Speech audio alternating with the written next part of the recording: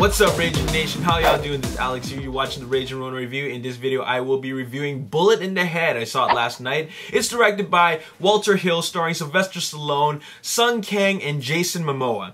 And in a way, it's kind of like a revenge flick. But when you really think about it, it's more like a 90-minute search for the big bad guy. Because you have Taylor Kwan, played by Sung Kang, who is a cop, and Sylvester Stallone, who plays Jimmy Bobo, who is a hitman, and both their partners get killed. And this hit was put out by the same guy. And so they're on a search to take this guy down. And when I say take this guy down, Sung Kang, or Taylor Kwan rather, he wants legal justice, you know, put him behind bars. And Jimmy Bobo, he wants street justice, so he wants to take him out completely. So they team up together to look for this big bad guy. And, you know, it's a little more complicated than that. There is a bigger picture as to why the partners were killed. There is, you know, like a little, like a subplot. But really, it means nothing. It's completely irrelevant. In fact, the subplot as to, you know, the bigger picture of why their partners were killed is so minimal that it doesn't matter. It's just an excuse to make this story not so simple. But really, this is essentially a simple a revenge flick where the two guys are here to take out the big bad guy. And that's what it is. So the story is quite simple. The characters, you know, you got Sung Kang, who plays Taylor Kwan, and then Jimmy Bobo, played by Sylvester Stallone. They, you know what, I was really hoping for some really strong chemistry between the two. And there is some chemistry, but it's not as dynamic as I would have hoped for, because you have these, you know, these two very different characters. But I honestly thought Taylor Kwan was really weak. I almost thought that, like, what is he really doing there? Does he even need to be there? And Sylvester Stallone playing Jimmy Bobo, he just felt like he was just bored throughout the whole movie. It felt like a role that he didn't care for playing. You know, I kind of miss the days of when Sylvester Stallone played characters like in Demolition Man. You know, that was a fun character. But Jimmy Bobo is just a very boring character. I mean, he does carry himself very well physically, which is the complete opposite of Taylor Kwan.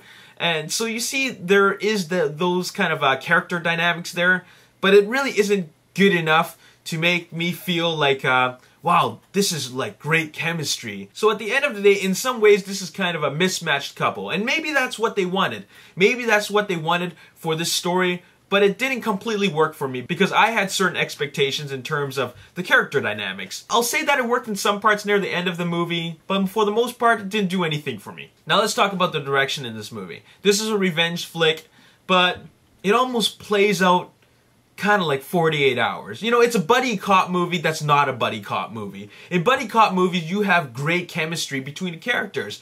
Eddie Murphy in Beverly Hills Cop had great chemistry with the cops that were following him. And then you have Nick Nolte and Eddie Murphy in another 48 Hours. And you have Bad Boys, Martin Lawrence and Will Smith. You know, this is an example of great chemistry. I didn't see the chemistry between Taylor and Jimmy, and which is unfortunate because this movie played out like another 48 Hours. Jimmy Bobo goes out to kill somebody, and then they're in the car talking.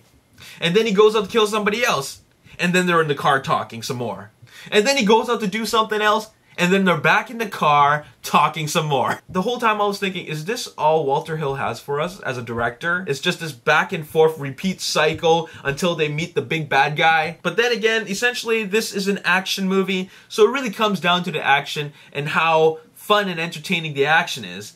And while it does have certain sequences that made me, you know, engaged to the movie, it didn't quite meet the standards that I had going into this movie. The last time I saw an old school action star in an action movie was in The Last Stand. And that, as an action movie, was really, really exciting. The only times when I thought this movie was really exciting was when Jason Momoa was fighting Stallone. And that was at the beginning of the movie and at the end of the movie. And everything in between was just kind of average to me. So it wasn't anything special. I love that the action in this movie is you know, it's very violent. But I guess the biggest weakness in this movie really comes down to the characters. I felt that a lot of the actors in this movie were totally underused. Sung Kang, he's a very decent actor, but his character is weak. Stallone, he's such an iconic action star. This is not much of a stretch for him. He just seemed bored throughout the entire movie. And then you have Christian Slater, who was in there for what, like 5 minutes in this movie? Nothing special for him. I kind of miss seeing Christian Slater, and that's all they give us from him. You know, this was a pretty solid cast, but in terms of the characters that they played,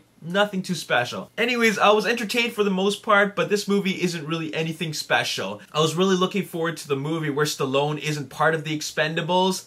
Well, this was a slight letdown to me. I give it a 5.5 out of 10. A little bit better than a 5 out of 10. But still not quite up there. If you want to see an exciting and fun movie with an old school action star, watch The Last Stand with Arnold Schwarzenegger. 5.5 out of 10. As always, if you enjoyed this review, hit that like button, subscribe to my YouTube channel, like me on Facebook, The Ragin Nation, and also follow me on Twitter at Ragin Nation. My name is Alex Yu. Thanks for watching. I'll see you next time. Peace. Oh man, there's a lot of money shots in there, and there's a lot of plot reveals. You know, everybody knows that Letty is back. So